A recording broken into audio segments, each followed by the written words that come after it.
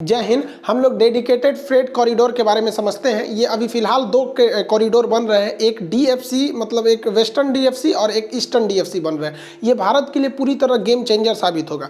देखिए, जो रेलवे को मुनाफा होता है उसका सबसे ज़्यादा जो प्रॉफिट का हिस्सा आता है वो 63% वो फ्री ट्रेनों से आता है। फ्रेट ट्रेन उसे बोलते हैं जो मालगाड़ी वगैरह होती है, वो कोयला ले जाए, अनाज, सीमेंट वगैरह जो भी ले जाए। भारतीय रेलवे का जो सबसे ज़्यादा फायदा मालगाड़ी से होता है, और मालगाड़ी सबसे ज़्यादा अगर कोई चीज़ को ढोती है तो वो कोयला ढोती है, सीमेंट, उर्वरक और उसके बाद खाद्यान्न वगैरह को ढोती है। यही चार चीज बेसिकली मालगाड़ियों से ढोया जाता है। उसके बाद आता है ये पैसेंजर ट्रेनें। इससे टोटल इनकम का 27% इनकम होता है, लेकिन इस पे सारा एक्सपेंस इसी में चला जाता है, सबसे ज़्यादा खर्चा इससे आता है। उसके बाद आपका कैटरिंग जो होता है, खाने के पैसे से, उससे टोटल इनकम का 5% होता है, और पार्सल से 3% होता है। 2% विज्ञापन पे देखते होंगे, वहाँ पे ट्रेन और इन पे लिख के चिपका देते होंगे। आजकल तो बाबा रहमानी वाला लिख के चिपका देते हैं सब। लेकिन रेलवे का जो टोटल खर्चा होता है उसमें सबसे ज़्यादा खर्चा इस सवारी गाड़ियों को आने से चलता है। इसमें 110% इन्वेस्ट हो जाता है, मतलब एक्सपेंस हो जाता है। 100 रुपये कमाई है, 115 रुपये खर्चा है। यानी रेलवे के घाटे का सबसे बड़ा कारण ये पैसेंजर ट्रेन है। इसलिए देखिए खर्चा क्यों है,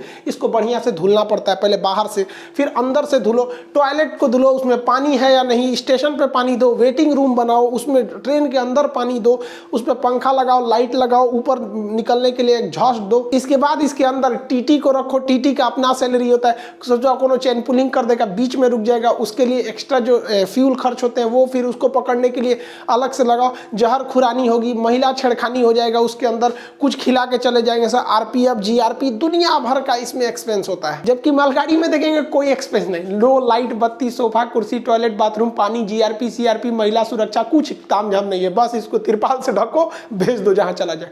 लेकिन हद देखिए, सारी कमाई 63% बेचारा इसी से कमाई होती है। और इसके साथ इतना बेवफाई होता है कि स्टेशन पे इसको 2-2 दिन रोक दिया जाता है। मतलब इसका कोई टाइम टेबल नहीं होता, कब कहाँ जाएगी।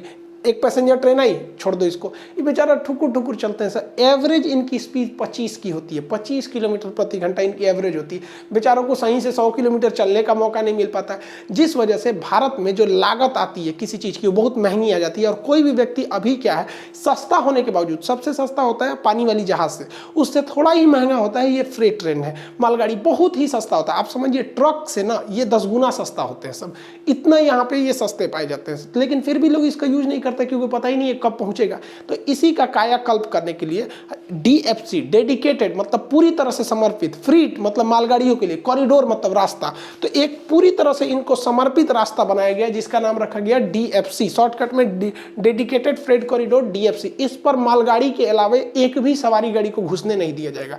इस परियोजना की शुरुआत 2006 में मनमोहन सिंह के समय रखी गई थी, लेकिन उस वक्त में बहुत ज़्यादा इस पर वर्क नहीं हुए थे, क्योंकि कोई भी चीज़ की अगर आप आधारशिला रखते हैं तो शुरुआत के 3-4 साल तो उसके भूमि अधिग्रहण में ही लग जाता है। उसके बाद मोदी जी आए तो इनका इंफ्रास्ट्रक्चर पे थोड़ा विशेष ज़्यादा ध्यान रह जाता है वहाँ पर, तो इसके लिए इसके काम में अब तेजी आई और 2022 तक ये खुल जाने की उम्मीद में रह रहा है।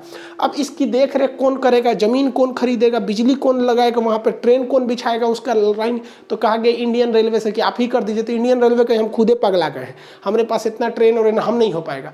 तो डीएफसी जो है, डेडिकेटेड फ्रेट कॉरिडोर, इसको एक अलग कंपनी बनाई गई जिसका नाम रखा गया कॉर्पोरेशन ऑफ इंडिया। बस आगे जोड़ दीजिए कॉर्पोरेशन ऑफ इंडिया, तो DFC, dedicated freight corridor corporation of India limited. तो इसी को, यही कंपनी जो है ये क्या बनाती है, डीएफसी को देखरेख करेगी। अब ये डीएफसी दो तरह का होगा, एक पश्चिम में होगा तो इसे कहा गया डब्ल्यूडीएफसी यानी वेस्टर्न डेडिकेटेड फ्रेट कॉरिडोर। ये दिल्ली और नोएडा के पास स्थित दादरी से चलेगा और जवाहरलाल नेहरू पोर्ट यानी मुंबई बंदरगाह तक पहुंचेगा, जो भारत का सबसे आधुनिक बंदरगाह है। जबकि दूसरा जो है वो पूरा पश्चिम वाला जो ईस्टर्न डेडिकेटेड फ्रेट कॉरिडोर, ये कलकत्ता के पास दानकुनी से निकलेगा और पंजाब के लुधियाना तक जाएगा। और भारत सरकार की योजना है कि इसके पैरेलल इंडस्ट्रियल कॉरिडोर बनाना है, यानी बहुत बड़े बड़े कारखाने भी डालने हैं और इस साइड में भी, तो उन कारखानों को अगल बगल में ले जाने में भी सहूलियत हो, इसलिए डीएफसी का प्रोग्राम बनाया गया। तो इसको हम लोग शॉर्टकट में डब्ल्यूडीएफसी वेस्टर्न डेडिकेटेड फ्रेट कॉरिडोर, इसको EDFC eastern dedicated freight corridor कहते हैं। ये छोटा है, इसकी लंबाई 1504 किलोमीटर है, ये बहुत ज़्यादा लंबा है। इसकी टोटल टोटल लंबाई 1856 किलोमीटर है। इसको बनने में थोड़ा सा टाइम लगेगा, जबकि ये 2022 तक लगभग कंप्लीट तैयार हो जाएगा। इसके आधे सेक्शन को अभी ही खोल दिया गया, जबकि ईस्टर्न डीएफसी को भी खोल दिया गया। इनके जितने स्टेशन हैं वो वर्तमान रेलवे स्टेशन के पैरेलल ही चलेंगे, बस उसके नाम के आगे न्यू लगा रहेगा, जैसे न्यू भावपुर, न्यू टुंडला, इस टाइप के इसके नाम लगेंगे, सबके आगे न्यू लगा रहेगा, क्योंकि एकदम नई तरह से। और ये हकीकत भी है, आज़ाद भारत में ये सबसे बड़ा प्रोजेक्ट है, इतना बड़ा प्रोजेक्ट है, इससे बड़ा प्रोजेक्ट अभी स्वतंत्रता के बाद नहीं लाया गया, क्योंकि इसमें जो हमारी वर्तमान रेलवे है ये तो अंग्रेजों ने बनाया था, उसी में धीरे धीरे सुधार करते करते लाए, लेकिन ये पूरी तरह से नया होगा।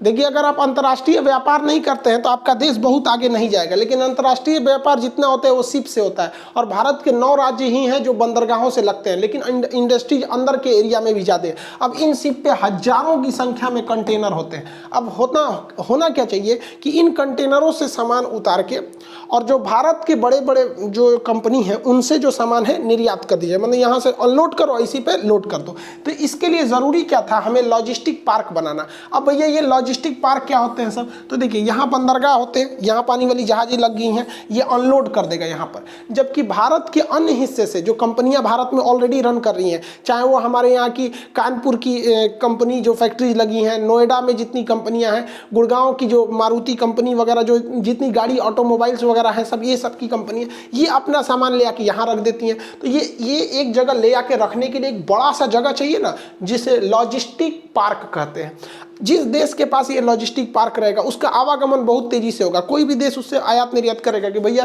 ये जहाज भी क्या कहेगा कि भैया यहाँ हम डंप करते हैं और यहीं से हमको माल मिल जाता है, हमको खाली नहीं लौटना पड़ता है। अगर ये लॉजिस्टिक पार्क भारत में बन जाएगा तो चाइना में लॉजिस्टिक खर्चा यानी टोटल खर्चा जो होता है, ले आने ले जाने का खर्चा होता है, वो टोटल कॉस्ट का केवल 6% पड़ता है। यानी 100 रुपये का कोई सामान है ना, तो उसमें 94 रुपये उसकी वैल्यू है, 6 रुपये उसका लॉजिस्टिक यानी ले आने ले जाने में खर्चा है। जबकि भारत में जो है ना, ये लॉजिस्टिक का 30% तक पहुंच जाता है। यानी 100 रुपये का सामान है तो उसमें 30% तो समझ जाइए कि ऐसे ही ले आने ले जाने के लिए पड़ा है। अब ऐसे समझिए ना, केरला में जो नारियल पानी मिलता है, केरला में वो 5 रुपये का से 10 रुपये का मिलता है। जबकि आप दिल्ली, पटना, लखनऊ में पीजिएगा वही पानी को तो आपको 30 से 40 रुपये में पड़ेंगे। आप सोच रहे हैं 10 गुना, मतलब 10 गुना नहीं, मतलब 5 गुना ज़्यादा महंगा पड़ रहा है। लेकिन अगर हम बंदरगाहों के पास बड़ा सा लॉजिस्टिक पार्क बना दे, दुनिया में अभी सबसे बड़ा लॉजिस्टिक पार्क चाइना के पास है, उसके पास बहुत बड़ा कंटेनर डिपो है। हमारे यहाँ अब देखिए, यहाँ जहाजें लगी रहती हैं, सब ऐसा नहीं कि जब जहाज का टाइमिंग फिक्स हो जाएगा तो वहाँ से चली जाएगी, अब आपका सामान आए ना आए। अब हम लोग को दिक्कत आता था कि ये हम लोग बंदरगाह के पीछे तो लॉजिस्टिक पार्क बना लिए थे, लेकिन इस लॉजिस्टिक पार्क तक पहुँचाने के लिए रेल लाइन नहीं था, क्योंकि वहाँ रेल लाइन को भी तो पहुँचाना है। उस लॉजिस्टिक पार्क के जस्ट पीछे यहाँ रेल लाइन लगा दीजिए कि यहाँ से जो भी फैक्ट्री है यहाँ पर डंप करे और यहाँ का माल यहाँ से लेके चले जाए। अब ये लॉजिस्टिक, इसके लिए डीएफसी का प्रोग्राम बनाया गया, जो अलग से मालगाड़ियाँ चलेंगी उसका ज़्यादा बेहतर यूटिलाइज किया जा सके, इसलिए उसमें डबल स्टैक कंटेनर चलाया गया। मतलब एक कंटेनर नीचे और दूसरा कंटेनर उसके ऊपर। इससे क्या है कि बहुत ज़्यादा माल की ढुलाई कर सकते हैं। लेकिन एक समस्या ये है कि इसमें डीजल इंजन लगाया गया था। विश्व के जितने बड़े बड़े कंटेनर ट्रेनें हैं उसमें डीजल इंजन है ज़्यादातर में। अब डीजल हम लोग को आयात करना पड़ता है, उसका महंगा, दूसरा पर्यावरण प्रदूषण होता है। इसलिए भारत सरकार ने यह डीएफसी एक और डीएफसी की रेल लाइन बिछाने का टेंडर दिया। दूसरा, बिहार के मधेपुरा में एल्स्टम जो कंपनी है, एल्स्टम फ्रांस की कंपनी, उससे हम लोगों ने 12,000 हॉर्स पावर का WAG वैग 12 नाम का इंजन बना लिया। अब ये इंजन जो है, ये इतना बेहतरीन इंजन है कि ये इंजन इलेक्ट्रिक से चलता है, जिससे पर्यावरण का लॉस नहीं होता है, और इलेक्ट्रिक से हम लोग इस डबल स्टैक कंटेनर को खींच सकते हैं लोग। इस इलेक्ट्रिक के चलने की वजह से हम लोग जो सालाना डीजल पे खर्च होता है उसमें 12,000 करोड़ रुपए तक हम लोग बचा सकते हैं। ये बहुत बड़ी राशि हो जाएगी। देखिए, इन कंटेनरों को ऊपर से रखने के लिए आप ऑटोमेटिक इसमें लॉक सिस्टम होते हैं, ये एक दूसरे से गिर नहीं सकते हैं, यहाँ बेहतरीन ढंग से लॉक हो जाते हैं। ये इस पे रखने पे इसका इस तरह से लॉक होता है, लॉक करने पे घुमा देना, ये इसको घुमा देने से ये पूरी तरह से एक कंटेनर दूसरे कंटेनर पर लॉक हो जाएगा। अब छुड़ाएंगे भी तो नहीं छुड़ेगा। देखिए, जैसे ये क्रेन से इस कंटेनर को उठाया जा रहा था, कोनो बकलोलवा इसका लॉक नहीं छुड़ाया ना, तो देखिए ट्रकवे उठा लिया है। दिख रहा है आपको, ट्रक तिरछा हो गई है, यहाँ पे ट्रकवे उठा लिया है। तो ये लॉक इतना जबरदस्त पकड़ा रहता है ना कि जब तक लॉक नहीं छुड़ाएंगे तो छोड़ेगा ही नहीं, कितना भी गिर जाए ये उसी के साथ एकदम लॉक हो जाएगा। भारत सरकार अरबों खरबों रुपए जो खर्च कर रही थी, तो इसके लिए सरकार का पूरा ध्यान था कि ऐसा प्रोजेक्ट बनाया जाए जो अगले 200 से 300 साल तक चल सके। इसलिए इसको इतना बेहतरीन ढंग से बनाया गया कि इसमें इतनी मजबूती बनाई गई कि जो वर्तमान ट्रेनों की स्पीड है 30 किलोमीटर, उससे बढ़ाकर 100 किलोमीटर प्रति घंटा की रफ्तार से इस पर मालगाड़ियाँ फुली लोडेड होकर गुजर सकती है। इतने ही स्पीड पर इसका ट्रायल किया गया है, जबकि हालांकि जब चलाया जाएगा तो इसे 70 से 80 ही रखा जाएगा। इतने स्पीड पर चलने से मालगाड़ियों को हम 24 घंटे के, डीएफसी का कहना भी है कि हमारा एजेंडा यही है कि हम 24 घंटे विद इन डे हम पूरे ऑल ओवर इंडिया में सप्लाई दे सके। देखिए इसे 24 घंटे में सप्लाई से बहुत बड़ा फायदा ये होगा कि दिल्ली के पास अगर कोई कार कंपनी बनती है तो 200 कार को अगर मान के चलिए उसे सऊदी अरब निर्यात करना है तो 24 घंटे के अंदर उसे दिल्ली से मुंबई पहुंचा देगा। मुंबई में कोई शिप लगा है सऊदी अरब का, वो लेकर वहां चला गया। अब पता हमारे यहाँ क्या होता था ना, सऊदी अरब का कोई शिप लगा है, 3 दिन से वो बंदरगाह पे लगा है, बंदरगाह वाले उसका चार्ज कर देंगे सबकी, जल्दी हटा यहाँ पे, वो कह के ट्रेन में आई भी नहीं कि मलगड़िया उधर रोके हैं सब मुगल सराय में, हम क्या करें यहाँ पे। 6-6 दिन तक लगी रहती थी, तो उधर उसका किराया, इधर इसका लेट हो रहा है इसका। ये ट्रेन एक बार में 13,000 टन सामान को ले जा सकती है, जबकि एक ट्रक जो होता है वो 10 टन को ले जाता है। यानी ये सड़कों पे से समझ जाइए कि 1300 ट्रक का बोझ हटा देगा। अब आप कहेंगे कि ट्रक वाले बेरोजगार होंगे, ऐसा नहीं बेरोजगार होंगे भैया, ये तो केवल मेन रूट पे चलेंगे, फिर इसको उतार के ले आने के लिए ट्रक की तो जरूरत पड़ेगी ही पड़ेगी वहाँ पर। और इनके बीच का खासा ध्यान रखा गया है कि जो इंडियन रेलवे को जिस तरह से कंस्ट्रक्ट किया गया था, तो एक रेलवे लाइन दूसरे लाइन की काफ़ी करीब थी, जबकि इसको ध्यान रख के इसमें काफ़ी ज़्यादा दूरी बनाई गई है। क्यों? क्योंकि देखिए दोनों के बीच की जो दूरी है इंडियन रेलवे की और डीएफसी की, दोनों सेम ही है, लेकिन जो चौड़ाई है डिब्बों की वो बहुत ही ज़्यादा है। अगर हम इतने चौड़े डिब्बे को डीएफसी के मालगाड़ी के डिब्बों को इंडियन रेलवे पर लाएंगे तो जब वो प्लेटफॉर्म से करीब से गुजरेंगे ना तो उनकी चौड़ाई ज़्यादा होने की वजह से फोड़ देंगे प्लेटफॉर्म को। वो 24 घंटे के अंदर अपने लक्ष्य तक पहुंचाने के उद्देश्य के लिए ही इसमें खासा ध्यान रखा गया। इसे इंडियन रेलवे की तरह लेवल क्रॉसिंग नहीं दिया गया कि यहाँ पे क्रॉसिंग लगा दीजिए दुर्घटना हो गई, ये होगा। इसके लिए क्या किया गया, ऊपर पुल बना के ले गए हैं लोग, जहाँ पुल संभव नहीं था वहाँ पर अंडरपास बना के लेके गए हैं लोग। जैसे मान के चलिए ये ऊपर निकल गई, यहाँ पर गाड़ियों के निकलने के लिए अंडरपास है, मतलब एकदम लेवल में क्रॉसिंग नहीं है, इसे कहते हैं लेवल क्रॉसिंग। ट्रेन का भी वही लेवल है, सड़क का भी वही है, तो लेवल क्रॉसिंग नहीं है, जहाँ ऊपर से ले जा सके नहीं तो अंडरपास से लेके गए। इसमें हरियाणा के पास अरावली पर्वत में एक बहुत बड़ी बाधा आ रही थी, बीच में अरावली पर्वत था, उसे घुमाने पे लगभग 40 किलोमीटर एक्स्ट्रा दूरी पड़ जाती। अब 40 किलोमीटर दूरी को कम करने के लिए बीच में से सुरंग खोद दिया गया 1 किलोमीटर लंबा। ये सुरंग बहुत बड़ा नहीं है 1 किलोमीटर, लेकिन दुनिया में अपनी तरह का पहला है, क्योंकि इसकी ऊंचाई इतनी ज़्यादा रखी गई है कि ये डबल स्टेक कंटेनर को ले जा सकता है। लेकिन डबल स्टेक कंटेनर ले जाना बहुत बहादुरी नहीं थी भैया, डबल स्टेक के अलावा ये इलेक्ट्रिक डबल स्टेक को ले जा सकता है, क्योंकि डबल स्टेक कंटेनर के ऊपर अभी 2 फीट ऊपर उसका वायर रहता है। तो ये दुनिया का पहला ऐसा टनल है जिसमें इलेक्ट्रिक डबल स्टेक कंटेनर ले जा सकते हैं, वो इससे भी ऊंचा होता है। ये हरियाणा के पास सोहना में इसे बनाया गया है। अब आप यहाँ देखिए, यहाँ एक जेसीबी खड़ी है, आप देखे होंगे जेसीबी अपने बहुत ज़्यादा हाइट पर होती है, उस जेसीबी से 3 गुना हाइट अभी और है इस टनल के अंदर। ये वेस्टर्न डेडिकेटेड कॉरिडोर पे यानी WDFC के मार्ग पर ये पड़ा है। इतने बड़े रूट पर चलाने के लिए हमें कहीं ना कहीं से कंट्रोलिंग के लिए ज़रूरत पड़ती है, तो इसमें कंट्रोल करने के लिए इलाहाबाद में, जिसका अभी का नाम प्रयागराज है, तो इलाहाबाद में बनाया गया है ऑपरेशन कंट्रोल सेंटर। इसी में बैठकर, ये दुनिया का सबसे बेहतरीन ऑपरेशन कंट्रोल सिस्टम है, एक अकेले बिल्डिंग में बैठकर पूरे रूट के ट्रेनों पर हम नज़र रख सकते हैं, कहाँ पे कौन ट्रेन है, हर एक रूट पर यहीं से कंट्रोल कमांड दिया जाएगा। हालांकि लोडिंग और अनलोडिंग करने का, सामान को उतारने का, ये सारी जिम्मेदारी जो रहेगी वो स्टेशन मास्टर की रहेगी। अब इसमें 2 तरह के स्टेशन रहेंगे, एक कंटेनर स्टेशन रहेंगे जहाँ से सामान को लोड कर सकते हैं और उतार सकते हैं, और कुछ प्रेसीडिंग स्टेशन रहेंगे। प्रेसीडिंग स्टेशन क्या है कि ऐसे स्टेशन जहाँ पर मेन लाइन, जैसे एक ये आने वाला रास्ता है, ये जाने वाला रास्ता है, इसके अलावा इसमें 1-2 और लाइनें दे दी जाएगी। क्यों दे दी जाएगी? जैसे मान के चलिए ये ट्रेन आ रही है, इसमें कार है या बाइक है, ट्रैक्टर है, कुछ भी है, और इसके पीछे एक और ट्रेन है जिसमें दूध रखा हुआ है, अमूल का दूध है सपोज कर लीजिए, तो भैया उसको पहले निकालो ना, उसका दूध फट जाएगा। ये कार थोड़ा सा 2 घंटा लेट में भी चलेगी तो दिक्कत नहीं है, तो क्या कैसे लड़ाएंगे, फोड़ के नहीं ना ले जाएंगे, तो इसको क्या किया जाएगा ना, वहीं से रूट घुमा के इधर खड़ा कर दिया जाएगा, और ये ट्रेन उधर खड़ी हो जाएगी, इस रूट से प्रेसीडिंग दे दिया जाएगा कि हाँ भैया तुम जाओ, तुमको खराब होने वाला सामान है, तुम लेके चले जाओ। तो ये प्रेसीडिंग स्टेशन है यहाँ पर, जबकि डिपो स्टेशन अलग होते हैं। ये एक रूट पर एक दिशा से 120 ट्रेन ले जाने का प्लानिंग है भारत सरकार की। 120 यानी 120 इधर से 120 इधर से, टोटल 240 ट्रेनें चलेंगी।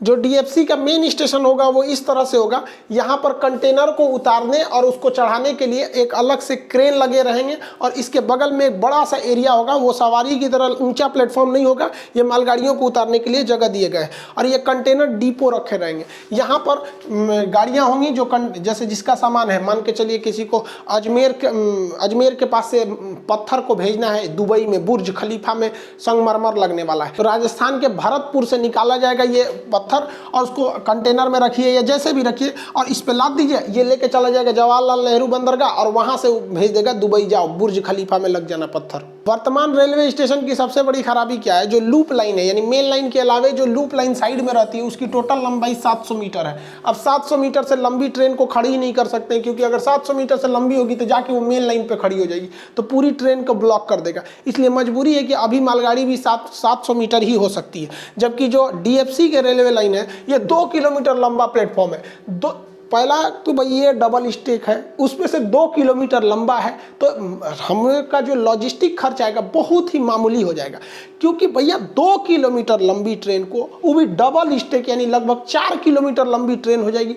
खींचेंगे कितने लोग, 2 लोको पायलट यहाँ पे है, 2 बीच में बैठेगा और 1 गार्ड पीछे बैठ जाएगा, तो लोग 5 से 7 लोग इसको मिलकर उतनी भारी भरकम ट्रेन को खींच सकते हैं। इसके ट्रैक को बिछाने के लिए एक नया ट्रैक लेइंग मशीन को लाया गया था। ये मशीन जो थी एक दिन में 1.5 किलोमीटर ट्रैक को बिछा देती है। बिछाए जाने वाले स्लीपर है वो इसे स्पेशली बनाया गया है, इसमें जो लोहा है वो भी काफी मजबूत है। इसका जो लोहा, ये रेल जो बनाया गया है, ये 1 मीटर रेल की लंबाई 68 kg है। इसमें फिश प्लेट का प्रयोग नहीं किया गया है, यानी गैपिंग नहीं छोड़ी गई है, केवल जो गैपिंग छोड़ा गया है वो ब्रिज के पास छोड़ा गया, बहुत मामूली का। इसमें बेहतरीन ढंग के स्टील और लोहे का प्रयोग किया गया। स्पीड बरकरार रखने के लिए इसमें ऑटोमेटिक सिग्नलिंग का प्रयोग किया गया। ये सबसे मॉडर्न टेक्नोलॉजी होती है। ऑटोमेटिक सिग्नलिंग एक ऐसा सिग्नल होता है जहां कहीं ट्रेन खड़ी रहती है तो उसके पीछे क्या करता है, जैसे मान के चलिए यहाँ पे कोई ट्रेन खड़ी है यहाँ पे, तो उसके जस्ट जो पीछे का सिग्नल होगा वो रेड हो जाएगा, कहेगा भैया तुम ट्रेन यहाँ रुक जाओ, तो पीछे कोई ट्रेन नहीं आएगी। और इसके जो 1 किलोमीटर पहले जो ये आपका सिग्नल लगाया गया वो येलो हो जाएगा। येलो का मतलब तुम 30 के स्पीड से आओ, उससे पहले जो रहेगा वो ऑटोमेटिक डबल येलो हो जाएगी, भैया 60 की स्पीड से आओ, और उसके पहले वाला रहेगा वो ग्रीन हो जाएगा। ये कोई स्टेशन मास्टर नहीं कर रहा है, ये ऑटोमेटिक है। जहां कहीं ट्रेन खड़ी रहेगी उसका यही पैटर्न है। कोई भी ट्रेन के पिछले का जो और इसके पीछे का पूरा ग्रीन रहेगा। अब मान के चलिए वो ट्रेन अचानक गड़बड़ा गई, उसको कोई इंजन फेल हो गया, वो रुक गई। अब जैसे रुकी तो ऑटोमेटिक सिग्नल है, ये रेड, येलो, ये डबल येलो, ये ग्रीन। पीछे से कोई सुपर फास्ट आई, ग्रीन देख के धड़धड़ा गई यहाँ पे, यहाँ देखी तो भैया डबल येलो 60 चलो, फिर देखिए येलो 30 चलो, फिर देखिए रेड रुक जाओ यहाँ पर। अब इसको करने, इसमें एक्सीडेंट की खतरा भी कम हो जाता है और धड़ल्ले से ट्रेनें चलती रहती है, क्योंकि उनको पता है कि मेरे पीछे का 4 सिग्नल का पैटर्न यही रहने वाला है। कोई भी आएगा धड़धड़ा के, उसको मिलेगा ग्रीन, आगे देखेगा डबल येलो 60 हो जाएगा, येलो 30 हो जाएगा, रेड होगा रुक जाएगा, और यहाँ आके रुक गया, कहेगा चाचा चलिए तो हम भी चलेंगे। जैसे इस डायग्राम में देखेंगे यहाँ एक ट्रेन खड़ी है, इसके पीछे रेड है, येलो, डबल येलो और ग्रीन। भारत ने इसमें बहुत ही पावरफुल WAG-12 इंजन को प्रयोग किया। ये ट्विन इंजन है, इसमें 2 इंजन एक साथ है। हालांकि दोनों को अलग कर देंगे तो काम नहीं कर पाएगा, दोनों एक साथ ही काम करते हैं, जिससे ये बोबो प्लस बोबो बन सके इंजन को। इसके बारे में एक अलग इंजन में बना चुके हैं, WAG-12 इंजन जब ये बना था उसका लिंक डिस्क्रिप्शन में दे देंगे, आप उसे देख लीजिएगा। हालांकि ये अकेले इसको नहीं, ये खींचने में क्षमता इसके पास है, लेकिन बावजूद इस ट्रेन के बीच में, अब 1.5 किलोमीटर लंबी ट्रेन रहती है तो बीच में एक WAG-9 इंजन को जोड़ दिया जाता है। हालांकि ये कोको टाइप का इंजन है, इसके बारे में भी हम इंजन में अलग से बता दिए हैं, तो ये लगा दिए। तो इसका रीजन क्या है कि अगर एक ही इंजन से आप पूरी ट्रेन को खींचेंगे, लगभग आप 13,000 टन का, तो सारा तो लोड इसी कपलिंग पर पड़ता है। ऐसे चुरा कहीं कपलिंग में उखड़ गया, इंजन तो खूब पावरफुल है, खींच लिया और पूरा लोड है, कांक के खींचेगा इतना बड़का ट्रेन को, मान के चलिए ये इंजन, और यहाँ पे सोच रहा है कपलिंग है, तो ये खींचने का तो ये खींच देगा, कपलिंग में उखड़ जाएगा तो वो तो छिटा जाएगा इसे यहाँ पर। इसलिए बीच में एक कहीं पे एक एक्स्ट्रा इंजन जोड़ दिया जाता है ताकि लोड डिस्ट्रीब्यूट हो सके।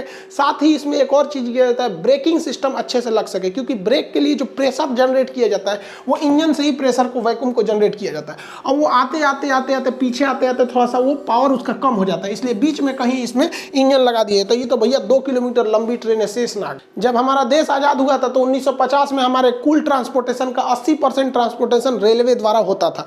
लेकिन रेलवे की इस खस्ता हालत को देखते हुए जो ट्रांसपोर्टेशन था वो ट्रकों पर शिफ्ट हो गया। अब ट्रक महंगे भी होते हैं और इससे एक्सीडेंट वगैरह की कभी खतरा ज़्यादा होता है, और ट्रक से बहुत ज़्यादा सामान को नहीं भेज सकते हैं आप लोग, ट्रेन का सहारा लेना ही पड़ेगा। इस सब को जानने के बावजूद 2020 में टोटल जो हमारे यहाँ ट्रांसपोर्टेशन होता है उसका महज 30% ट्रांसपोर्टेशन रेलवे करती है, जो हमारे लिए बहुत दुखद है, क्योंकि रेलवे करेगी तो बहुत सस्ता होगा और हम लोग को सामानें सस्ती मिलेंगी। इसीलिए डीएफसी को लाया गया है। ये डीएफसी जब लॉन्च हो जाएगी पूरी तरह से तो 2050 तक हम लोग अपने टोटल ट्रांसपोर्टेशन का 50% माल की ढुलाई हम किससे करेंगे?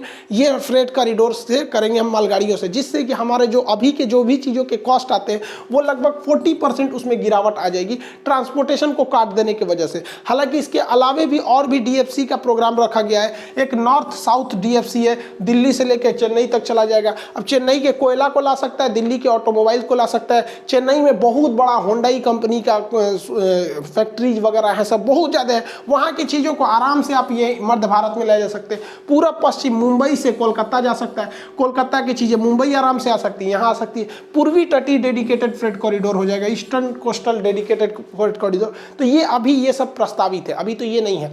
तो ये तो अभी 2023, ये इधर वाला जो पश्चिमी है ये 2022 तक कंप्लीट हो जाएगा, और ईडीएफसी का आधा हिस्सा 2022 तक कंप्लीट हो जाएगा। इसे प्राइवेट लोग मिलकर बनाएंगे, यानी 2024 तक ये फाइनल हो जाएगा, 22 तक ये वाला फाइनल हो जाएगा। उसके बाद इसमें काम लगेगा जो 2028-30 तक आगे जाके कंप्लीट होगा। डीएफसी से एक हिडन भी फायदा है जो लोग ध्यान नहीं दे रहे हैं। हमारी पैसेंजर ट्रेनों पर एक ही पटरी पर हमारे यहाँ लोड ज़्यादा है, पैसेंजर ट्रेनों का भी लोड ज़्यादा है और मालगाड़ियों का भी लोड है। इस वजह से हमारी पैसेंजर ट्रेनों की भी स्पीड प्रभावित होती है, इनकी टाइमिंग डिस्टर्ब हो जाती है। और यहाँ पर एक और भी खराबी क्या होती है कि इनके ट्रैक पर इतना ज़्यादा कंजम्पशन है तो ये ट्रैक मेंटेनेंस भी नहीं हो पाते हैं। ट्रैक मेंटेनेंस की कमी की वजह से अक्सर रेल दुर्घटनाएँ होती हैं हमारे यहाँ, तो इस पर कोई ज़्यादा ध्यान नहीं देता है। तो खैर हम लोग बहुत जल्दी डेडिकेटेड फ्रेट कॉरिडोर शिफ्ट हो जाएंगे। ज़्यादातर ये डेडिकेटेड फ्रेट कॉरिडोर हमारे इंडियन रेलवे के पैरेलल ही आपको देखने को मिलेंगे। आई होप आप डीएफसी समझ गए होंगे। इसमें भी इंडियन रेलवे की तरह ही वैकेंसी निकलेगी, डीएफसीसीआईएल करके इसमें वैकेंसी निकलेगी